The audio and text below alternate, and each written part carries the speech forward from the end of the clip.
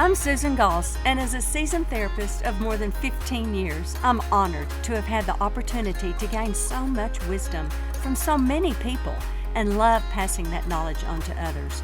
So join me and some of my favorite friends as we share some tangible truths with you. Hey guys, welcome back to the Tangible Truth Podcast. We're excited to have you join us today. I'm Susan Goss, and today we have Brandon Swoboda.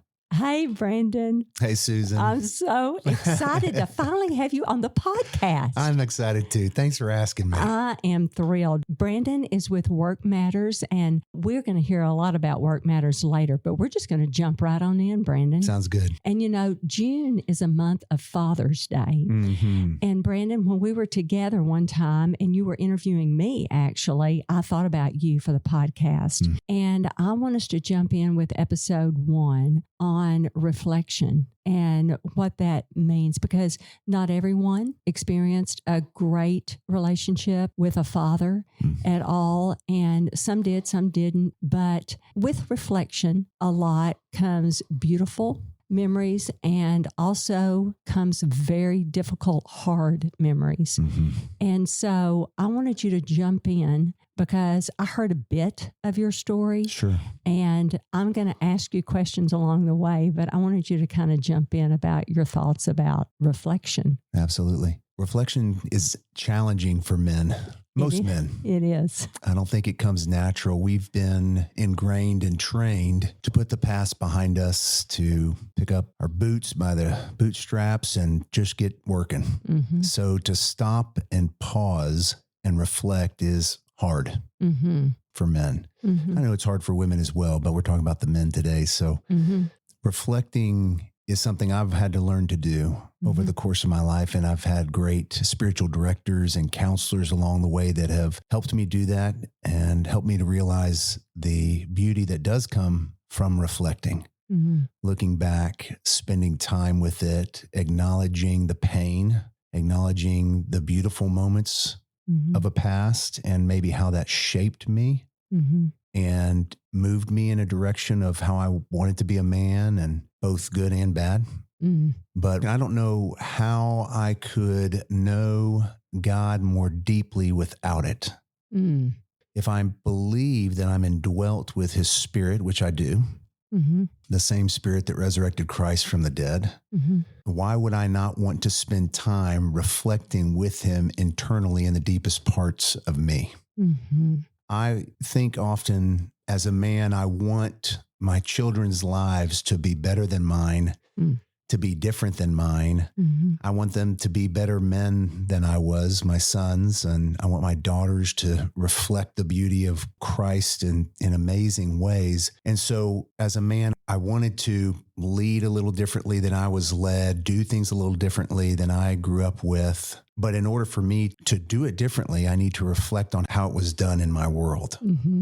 So what I'm hearing you say, now I'm speaking as a therapist here. Come on. But what I'm hearing you say is there are patterns that were in your life that were wonderful, that you want to emulate, that you want to repeat. But there were also patterns in your life that you realized these were not patterns I want to pass down to my own family, or that I want to repeat personally in my own life. As I got closer to God, as I grew spiritually, I realized, hey, this isn't something that God is revealing to me that I need to keep repeating in my own spiritual journey. And God revealed that to you either through himself or through a spiritual mentor or something, that through that relationship with Jesus, you grew through reflection with him and time with Christ. That's a pattern change. Am I getting that? That's absolutely right. Okay, that is really good. I hate it that it's turned into a cliche, because I think it's such a powerful statement to say, but God really does never waste anything. No. Don't you agree? I totally agree. And so whatever we've been through, if we allow it, that's key here. God really doesn't waste anything. He'll grow us one way or the other. He will. And that's what makes him so good. Mm-hmm. That's what makes him so loving, that he doesn't leave us where we were, Praise God. that he reaches through time and space and pulls us in the direction of shaping us more into the image of his son. But I don't know that if we don't pause and think about that for a bit, how we can pay attention to the movement of God in us and around us. Being still is a way to know God. But for men to be still is very hard because we're told not to be still. We're trained to keep going. Achieve. Take that mountain, be strong, show no weakness, get 1% better every day. Well, if you don't stop to reflect on why and the posture of the heart towards those things, we can't know God more deeply. That's what I want to reflect, is a deeper understanding and love for Christ from my core, from what's most alive in me. So can you walk us through to the point where you got to where you knew, hey, this is what reflection looks like for me? How did you get to a point in your life where you knew you needed to pause, slow down, that sort of thing? Yeah. Well, like most stories, mine didn't come because of something powerful that I did really well and really good. Instead, it came out of a season of brokenness. It came out of a season of my life collapsing around me, of everything that I had tried didn't work anymore. So I had no choice but to spend time in the pain and the failure in my life as a man and as a husband and as a father. I had no choice but to sit in that and have to deal with it. It was the grace of God. He sent me a great counselor. He sent me great spiritual directors and wise counsel from other men and women during that season of life. And God in his mercy just stopped me. And he stopped me and he slowed me down. And he brought people into my life like you to teach me to be still and quiet. What a gift. It was such a gift. It was such a painful season. And I don't want to have to go through it again, or for anybody else to have to go through it again. But I don't know that I would have a level of intimacy with God and with my wife and relationally with others apart from it. I don't think I could slow down long enough. That is so wonderful, especially for men to hear. You know, it is true. The striving is what you hear from men. The word striving just keeps coming to mind because I hear it so much. Yeah. Striving, and trying to prove something. And with God, there's nothing to prove. Nothing to prove. Nothing to prove. In fact, if you're trying to prove something to God, you're going the opposite direction of surrender. Exactly. Of yielding. No, those are not popular terms in manhood. No. To surrender, to yield, to submit. Those are not words that we're trained or encouraged to use. No. You know, and I like the word striving. I was recently spending time with a spiritual director of mine, Kent Denglinger, who wrote an incredible book called Living Thirsty. And you can purchase it online. And he asked me a really good question. He and I were reflecting and talking about a season of life I find myself in right now. And he said, what are you chasing? What are you chasing? That question has haunted me over the last couple of months since he asked me that. And I could ask that of a man or a woman. But with men, I want to ask them, what are you chasing? It's a great question. We're chasing something. Are we chasing Jesus? Are we chasing money? Are we chasing affirmation? Are we chasing a ghost from the past, a father that we're trying to live up to? And please, what are we chasing? Power, prestige, a name? It's a really good question to ask. What are you chasing? That is a great, great question. You know, a lot of times in therapy, I'm going to go there again, there's a hole in the heart that is always longing for God. And so many times that longing, if it's not reflecting, quiet, still, and listening for God, we feel that void and that hole in many dangerous ways. Very.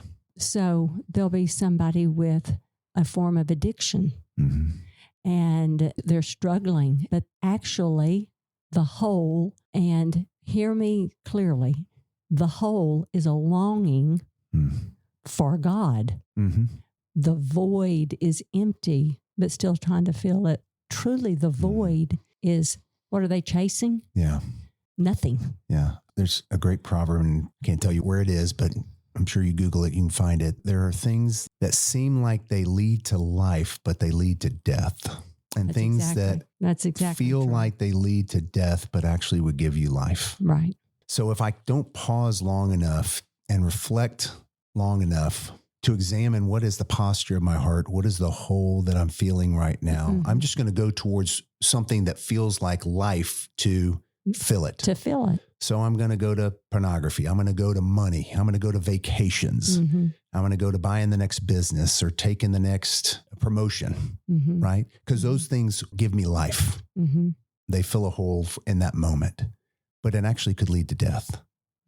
Whereas there's things that feel like death that could actually lead to life.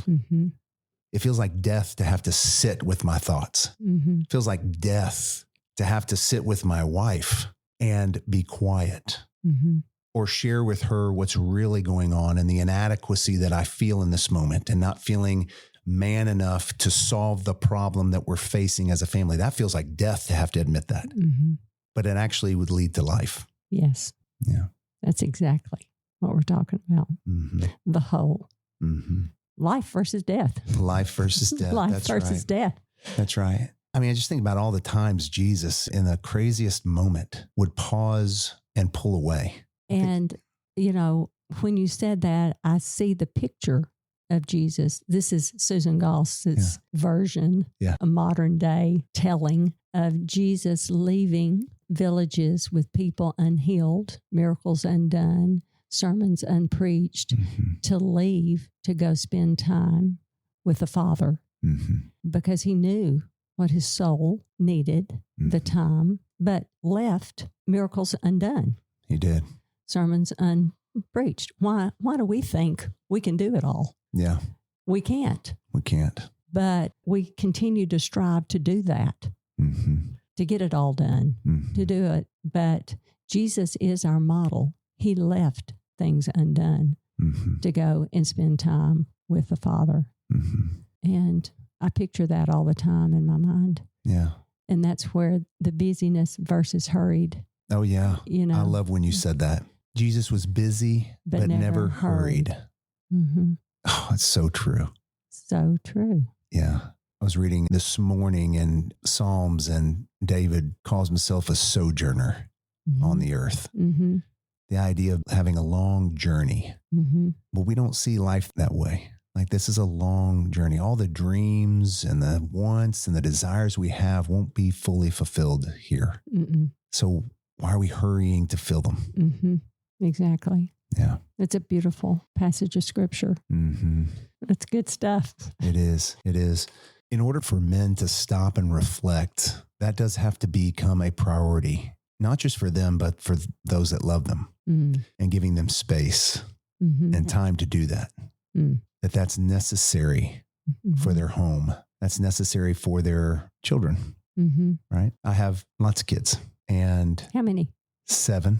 7 kids. I have 4 boys and 3 girls. I now have a daughter-in-law and a grandson, which you and I have talked. Grandparent, that's a whole different it is ball game, and so incredible. It is. So incredible. It is how wonderful everyone ever told me it was. It totally is, and more. It is. Being a granddad. But even trying to get my sons to slow down and to think and to reflect.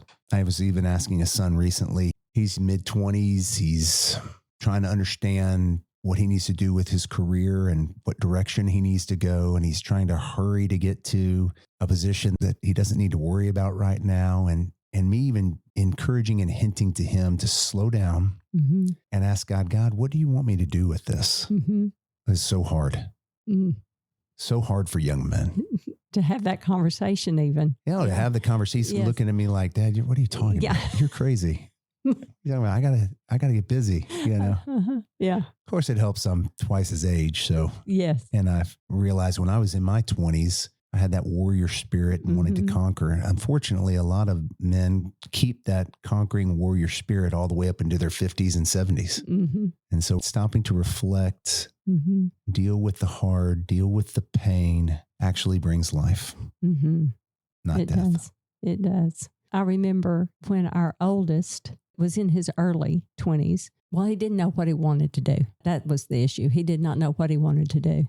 And I remember came home and he said, I don't know what I want to do. And I just was praying silently inside, God, what do I say? What do I say? Because he was really desperate. And I said, the next thing, the next thing. And so that meant for him, he immediately took a job that set up his career for now. Wow. It was for a year, and then it got him a job for the next, and then he got another. And then, so sometimes we just have to stay on a path that, as Erwin McManus said, I've shared this with you before, you go until you hear a no. And I love that because I'm taking it out of context, but out of context, he was saying so many times believers sit around praying, God, show me your will. God, show me your will. God, show me your will, and won't move until they feel, but then they miss what God has for them instead of living open-handed and go until you hear a no, because we're always at work. But if you don't move until you feel like, I'm not hearing from God, I'm not hearing from God, I'm not hearing from God, He's always working. He's always working. Yeah. So I loved that, and I've never forgotten it. Yeah. Because hands open. Yeah. And I looked at him and I said, there's no bad decision here. Exactly. I said, you ask God. And he's like, Dad, I've never heard God's voice. I don't know what he wants me to do. I'm like, that's okay. You still ask, right? And you take some time to do stare time. That's what I call it for me. It's the back porch, cup of coffee, 6 a.m., staring, literally just staring. And whatever comes to my mind is what I'm reflecting upon that day. And for me this morning, it was the conversations that you and I would have, and asking God that he had something to say today through you. And through me and through the spirit within us dancing and having a conversation. But had I not stopped to have some time this morning and reflect, I would have come in with an agenda. I think I would have come in with feelings of deep inadequacy that I would have carried in and tried to overcome during the conversation, because I was feeling deeply inadequate to have the conversation today with you. But I needed to have that reflective time with God and then say, God, what are you inviting me to do with this? And what he's inviting to do with this is the next thing. That's exactly right. Show up. And let him speak through you. Let him do what he wants to do. Yeah. Amen. It's awesome. I love this conversation. Will you stay for the next episode? Absolutely. Okay. Listeners, you don't want to miss this next episode. Thank you for joining us. We love you. Bye-bye.